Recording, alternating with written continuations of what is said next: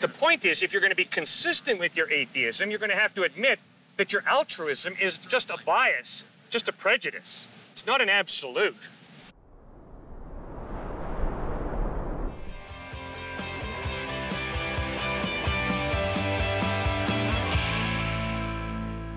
Why do you believe what you do? I mean, the only evidence that we have out there, I think, that Jesus is God's son and died for our sins, is that biblical accounts.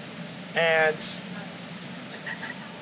you know, I can read these stories in the Bible, I have several times, but that's not, to me, enough evidence to accept that as fact.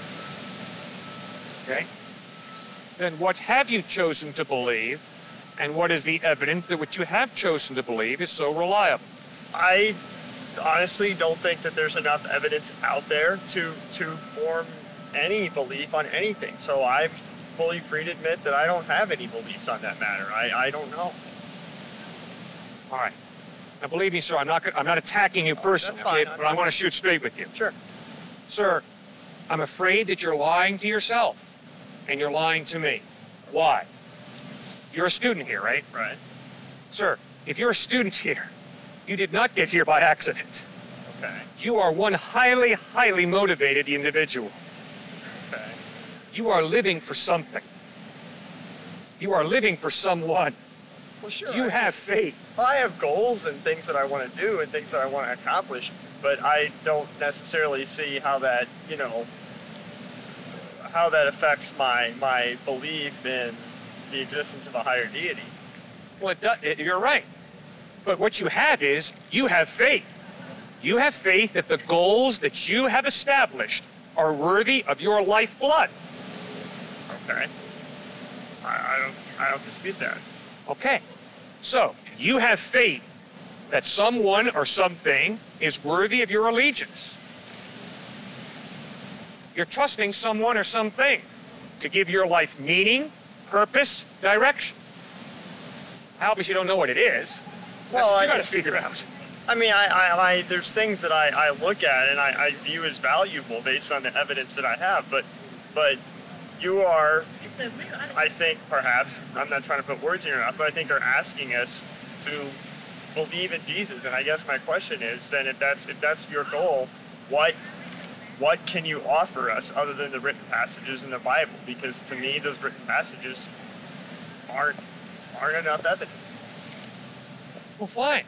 Then if you're going to tell me that it's not enough to read the Gospels, to examine the evidence of the way Christ lived, taught, died, and rose from the dead, if you're going to tell me that that's not enough, then that implies, Cliff, before I can trust someone or something, I have to have X amount of evidence. Right. So please tell me, what are you living for, and give me the X amount of evidence that has convinced you that who or whatever you are living for is reliable. Well, I'll put it to you this way. Like, my thing is, you know, Jesus Christ, you know, did he exist? I know that building exists. I can see it. Yeah? How do I know Jesus Christ exists? You're not living for that building. No, I'm not living for Jesus Christ either yet. Okay. So still, please, you got to think hard now. You got to be real honest with yourself. Who or what am I living for? And obviously, it's not a tangible thing. I doubt very seriously you're living for a tree or a building. Now, maybe you're living for money. But I'm not, you know, I don't know. I understand. But you're living for something. Because you're motivated, right? I mean, you are one highly motivated individual. You're not here by accident. You are really studying. You're really applying yourself. Someone's shelling out some bucks for you to be here. I mean, I see what you're saying, and it's probably not tangible. I don't even know if necessarily I could put a label on it. But we have, I mean, you've identified clear, almost a definition of what Jesus and God are. And so, I mean, that's not, I mean, I don't think you think God or Jesus is an abstract thing. I mean, there's solid things that we can point out. Is this Jesus? Is this God? So we know what they are by definition. The question is, do they exist? And if so, how can we attempt to at least offer evidence toward that? You bet. All right, well, let me answer you why I trust the Gospels to give me accurate information about Jesus. Okay. It's because I have tests that I use to determine whether any book is historically reliable. And I guess even before we address that, we've got to address, do we accept historical knowledge as a legitimate form of knowledge? Some people don't. I'd be willing to accept that. Yeah, I would find it hard to believe why you'd be a student at this university, which charges students to take history courses, if you didn't believe that history was a legitimate form of knowledge. All right? I'm accepting that. Now, obviously, historical knowledge is not based on the repeatability of an experiment. Obviously, historical knowledge is based on an eyewitness being trustworthy to report what he saw happen. Right? Right. Now, the question is, are the Gospels of Matthew, Mark, Luke, and John historically reliable or not? I'm a skeptic, but I'm not a cynic, because I accept history as a legitimate form of knowledge. But I am a skeptic. I'm not just going to blindly accept any book. My 4 tests are internal consistency, literary style, archaeological evidence, manuscript evidence. First one, internal consistency. Are there contradictions within the text that point to massive confusion on the part of the authors? No, when you read Matthew, Mark, Luke, and John, although there are different perspectives, which I'm very grateful for, no major contradictions. So I continue on. Second test, literary style. Once upon a time in the land of Nod, Jesus, winking, blinking, and odd, took a boat ride. That's obviously fairy tale. That's not the New Testament. The New Testament is, at this time, in this place, with these people around, Jesus said this, he did that. Reads like the LA Times, the New York Times, reportage, historical narrative. So that helps me continue on. Third test, archaeology. Was Jesus born on the island of Atlantis with Toto? No. Jesus was born in Bethlehem, grew up in Nazareth, floated a boat on the Sea of Galilee, archaeologically verifiable places, locations. Fourth test. Man, oh man, those Gospels are almost 2,000 years old. How do you know someone didn't pervert them beyond recognition? It's possible. Sure, it's possible. But the Gospels that we have in English today have nothing to do with the Latin Vulgate out of the Middle Ages. The Gospels that we have today are based on over 5,300 Greek manuscripts or pieces of manuscript, dated from the 1st to the 10th century AD, found from Rome, Italy, down around the Mediterranean to Alexandria, Egypt, all agreeing to an infinitesimal degree. There's no document from antiquity that can even approach the New Testament in manuscript evidence. Does that mean the New Testament's the Word of God? No way. It simply means it's historically reliable. So read the Gospel simply as history and ask yourself, does the historical evidence of his life, teachings, death, and resurrection point to Christ being a quack? If it does, reject him. Or does that evidence point to Christ being reliable? If it does, put your faith in him. I've read the New Testament historically, from a historical perspective, and I believe that there was at least a person named Jesus Christ who lived 2,000 years ago. Okay. But if you read this, like a lot of the archaeological stuff, like before you talked about Buddha's grave and Muhammad's grave. I mean, I admit that you're probably more up on, biblical archaeology than I am, but I mean, as far as I know, we don't exactly know where Jesus' grave is, and I mean, some of the more supernatural occurrences, as one might describe in the Bible, there's just not a lot of evidence for. I mean, you're absolutely right. 100 years from now, archaeologically, you're not going to be able to verify that we had this conversation. Right. What you do with archaeology is to ask, was there... They might find the tape. What you do is you verify that indeed there is a Champaign-Urbana and there's a University of Illinois buildings here and a quad here. That's what you do archaeologically. So, you're right, archaeology has its limits. But the point is, all archaeology does, as far as archaeology is able to go, it verifies the New Testament Gospels as being accurate and reliable. But you're right, there are obviously limits to archaeology. Yeah. Now, you raised a tremendous issue, the grave of Christ. I think that's an important issue, especially in light of the amount of emphasis put on his resurrection. Well, I'm excited because the grave of Jesus belonged to Joseph of Arimathea, who was not a little no-name.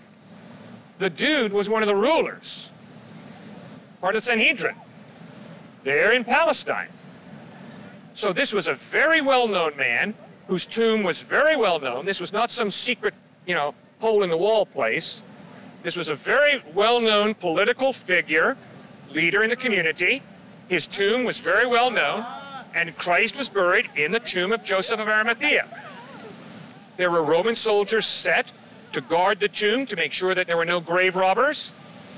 His disciples were not true believers. And as a skeptic, I reveled in that. I love the fact Judas Iscariot betrayed Christ for 30 pieces of silver. That was one of Christ's 12 closest followers. The Apostle Peter, I love it. The guy denies knowing Christ 3 times before he's executed. I love it. These are not glassy-eyed, mesmerized, oh yeah, Jesus, whatever you say. No way. They're Christ betrayers, Christ deniers, Christ deserters. The dudes are a bunch of wimps. I love it. It sounds like me.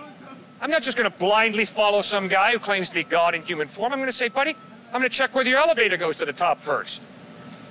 Well, 3 days after he's put in that tomb, he appears risen from the dead, and the dude Peter, who denied knowing him 3 times, dies for him. Why? Because Peter says, I saw Jesus risen from the dead. And then there's this guy, Thomas, who says, I'm sorry, gentlemen, not unless I can see Christ with my own eyes, not unless I can take my hands and put them in the nail prints in his hands will I believe. And one night, Jesus comes right up to Thomas and says, my man, right here. Take your hands and put them in the nail prints in my hands. Take your hand and thrust it in the spirit in my side, and stop doubting and believe. Saying that morality is relative means that it is relative to what you think would be right and wrong according to your experiences. But since we are all alive, we all have the experience of being alive and being able to feel pain. And because of that, that is what we relate our morality to. And it's something that we all relate morality to. So it makes sense that most people will say causing pain to others is something you should not do according to what I see morality as. You can also understand the consequences of your actions, that if you hit him, he might hit you back, or if you hit him, he'll be hurt, and that's not good for him. Sure. But even if you don't believe in, theism, you can understand that taking someone is getting them to feel pain, and you don't like feeling pain, so why kick them? Okay, fine. Not That's right. That. Sure. The majority of my atheist friends are outstanding altruists. All right? But the point is, if you're going to be consistent with your atheism, you're going to have to admit that your altruism is just a bias, just a prejudice. It's not an absolute. Which means, if my atheist friends want to be Mother Teresa, bravo, go and be Mother Teresa II. But if my atheist friends wants to be Adolf Hitler II, bravo, that is their choice. Wasn't that the crux of free choice? That you can do whatever you want? Well, that's another great point. How can you believe in free will if you're an atheist? Where does free will come from? I think B.F. Skinner was marvelously consistent. If there is no God, what's real? Matter and energy. Free will. You don't have a free will. You got some highly complex biochemical reactions in your brain. Maybe you think you're free. Maybe you've got that illusion. Well, then how are you free if you believe in God? Great question. Because if there is a God, then there's more to reality than just matter and energy. There is a spirit. There are values, intangible values. You see, the existence of God allows for free will, love, justice, meaning, life after death. That's what the existence of God allows for. If there is no God, none of those are allowable. And the free will is just as free. Exactly. And all I'm saying is, please take your experience of life, your experience of a free will, your experience of a conscience that informs you there are moral absolutes, your experience of love, and realize that your worldview is inaccurate because it is not big enough to include your very real experience of free will, moral absolutes, and love.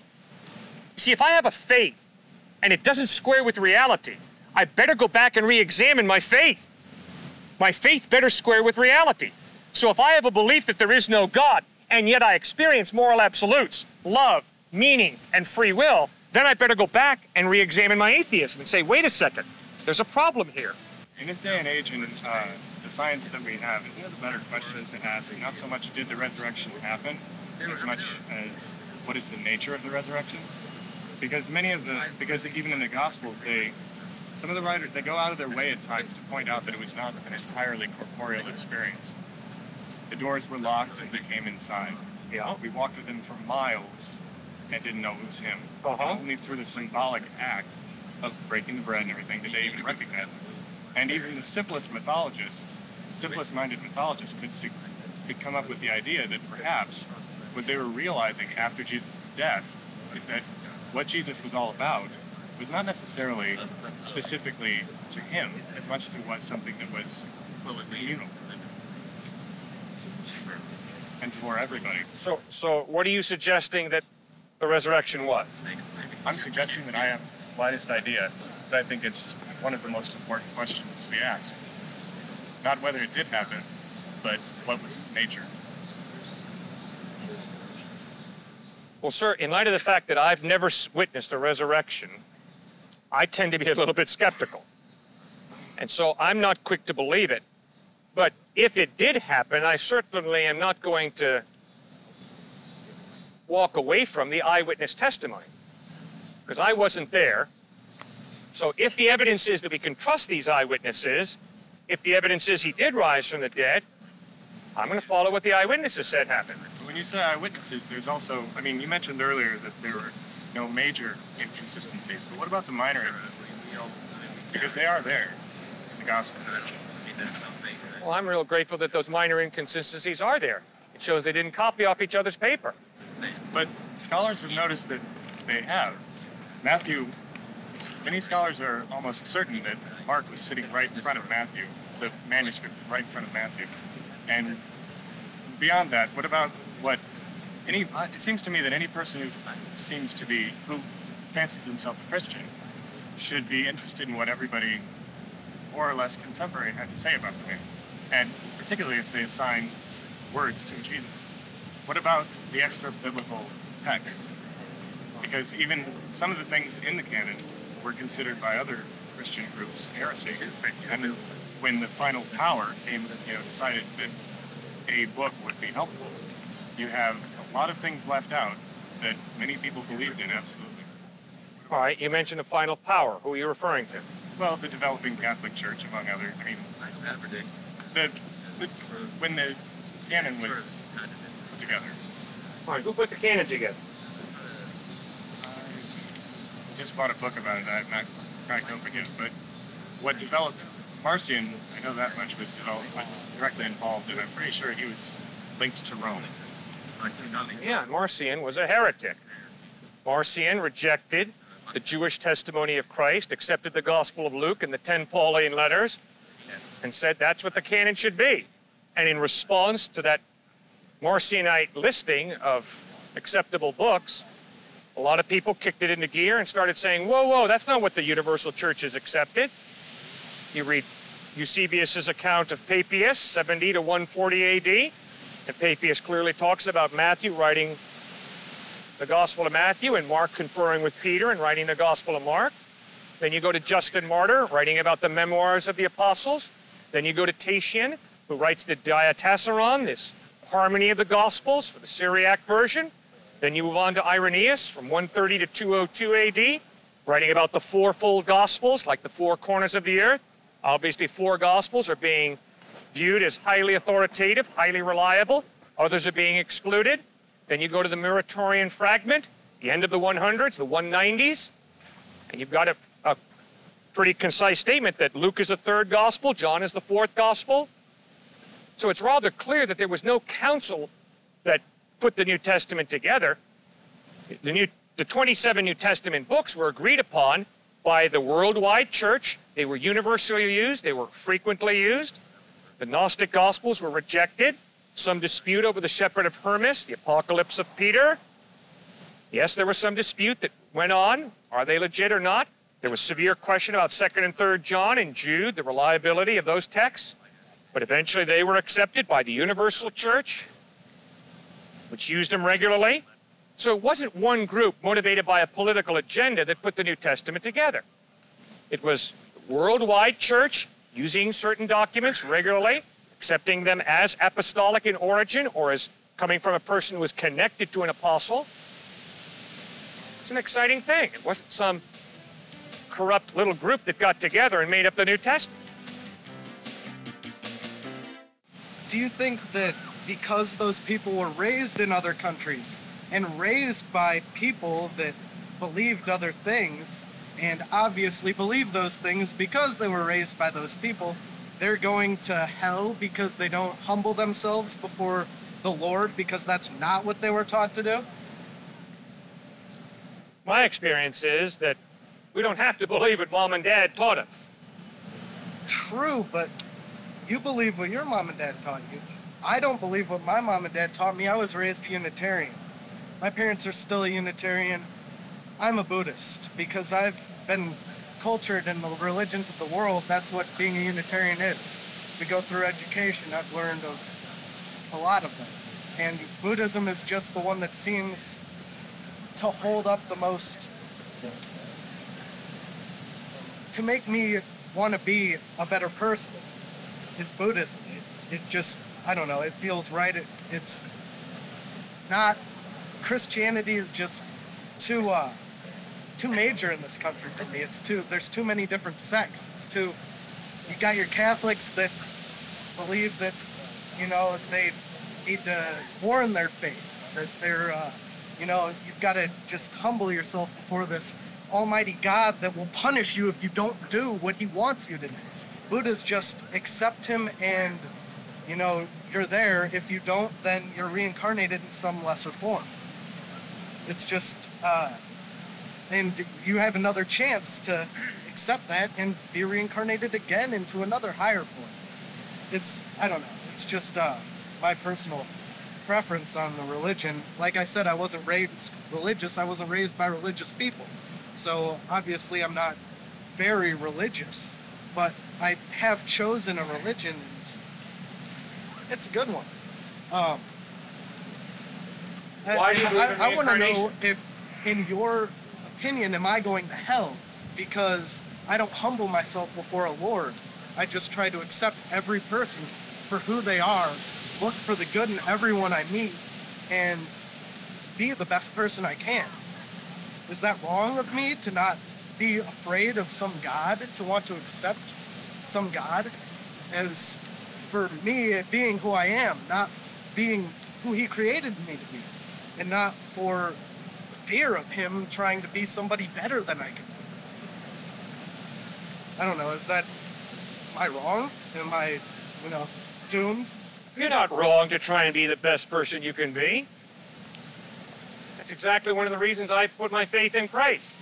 Because in my best moments, I want to be like Jesus. I realize regularly I'm not. That's why I need his help. So you're not wrong wanting to be the best person you can be. But my question to you would be, why do you believe reincarnation is true? What's the evidence? Why do you believe the resurrection is true? Because historically, the evidence is that dead Christ rose from the dead. And Jesus, who rose from the dead, promised life after death to all who trust in him. You believe in resurrection because 500 people you've never met wrote down that they saw a dead man walking. That's right. And every one of you pays a great deal of money to take history courses here at the University of Illinois, and historical knowledge is based on the trustworthiness of eyewitness testimony. History is a legitimate form of knowledge, and the Gospels are historical narrative recording how Jesus of Nazareth died, was buried, raised to life, and appeared to people over a period of 40 days. That's historical knowledge, a legitimate form of knowledge. I cannot believe that there's life after death because a 10-year-old American dude went back over to Asia and checked the tires on the car. I can't be that gullible. So what? Everything in my experience teaches me I don't have a previous existence. I have no memory bank of a previous life. Reincarnation is not supported by any evidence. It's a philosophy, but there's no evidence to support it. You're not Buddha either. That's why you don't have the memory. We all are reincarnated, according to Buddha. The law of karma works. And if he and I don't watch out and get our act together, we're going to come back as mosquitoes next time, or something worse. I'm sorry. There's nothing to support that. That's why I can't believe that. about the midrashic elements? If we're talking about the inerrancy of the Bible, what about the midrashic elements of the writing of it? Okay, I didn't bring up inerrancy, so what do you mean? Well, I'm as a subject, inerrancy, because there's a strong strain of that in contemporary Christianity. Yes. If we're going to believe the stuff that Jesus said about himself, then we also need to ask, what did Jesus say about himself versus what people put on his lips? Because there is a strong tradition in the writing at that time that was not considered plagiarism, but it was considered that where they took from their own history and applied things to people that did not necessarily happen, but would be significant to the people reading it, to show that what they thought of this person. And when you line the Gospels up according to the Jewish liturgical calendar, you have parallels throughout, where stories are borrowed from the Old Testament and applied to Jesus. And that's not, I actually have a great deal of belief in the person of Jesus, and my own beliefs are too much to, it's not my place. But I don't hold entirely with contemporary Christianity, but I do think it was significant, but I like to ask why, so that's why I bring this up. Well, I believe that Jesus rose from the dead because eyewitnesses saw Christ risen from the dead, and they were willing to die for what they had seen. And that gives their claim a great deal of credibility. I believe that Jesus rose from the dead because I'm convinced there's a supernatural God, which means a miracle like a resurrection is possible. I believe that Jesus rose from the dead because eyewitnesses saw him and they recorded it, and we have a very accurate presentation 2,000 years later of what they wrote. What about, see, I've maintained that a lot of the fundamentalist churches these days, I wouldn't even call them Christians, I would call them Paulists, because they talk a lot about the person of Jesus, but they espouse primarily what Paul's theology. And I've been much more interested, like I said, the person of Jesus. I think Paul was brilliant, a brilliant, conflicted theologian, but what do you have to say about contemporary Christianity and versus what the strong things that Jesus is maintained as saying? Well, I'm not out here pushing contemporary Christianity. I'm out here challenging people to read the Gospels for themselves, to examine Jesus, and then to put their faith in him. All of Paul's writings, letters, were written before the Gospel of John. 1 Corinthians, probably written 51, 52, 53, 54 AD. Very close to the life of Christ. The apostles accepted the writings of Paul as authoritative, as reliable.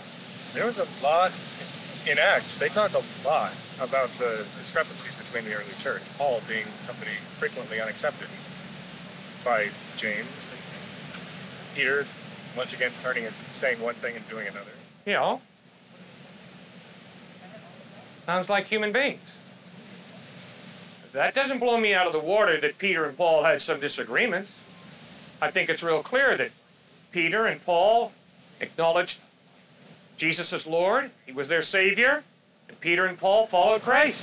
And the people that knew Jesus frequently, except for Peter when he occasionally agreed with Paul, compared to Paul's, who claimed to have seen a vision of it, which actually is only in Acts. Paul never mentions it in his letters. He mentions his conversion, but he doesn't actually mention Ananias or the blinding or the vision. It's in Acts, but... So what do you conclude from that? I conclude that something in Paul's life did happen, but his focus seemed to be less on a vision in his letters, a vision of Jesus, than it was on the death. He was obsessed with the cross. He's what? He was obsessed with the cross. Well, wouldn't you say the Gospels are obsessed with the cross in light of how much space the Gospels focus on the cross of Christ? Yes. Certainly. Sir, you read Paul, you read the Gospels, there's no contradiction. Now, you bring up the point that there were disagreements. Absolutely there were disagreements. I mean, I think I'd have strong reason to disagree with Peter after he denies knowing Christ 3 times. I call him a wimp to his face. And then he'd have to point out some of my sins. Hey guys, thanks so much for watching this episode. Would love for you to join the family and hit that subscribe button. Also wanted to invite you to our church, Grace Community Church in New Canaan, Connecticut. Hope to see you there.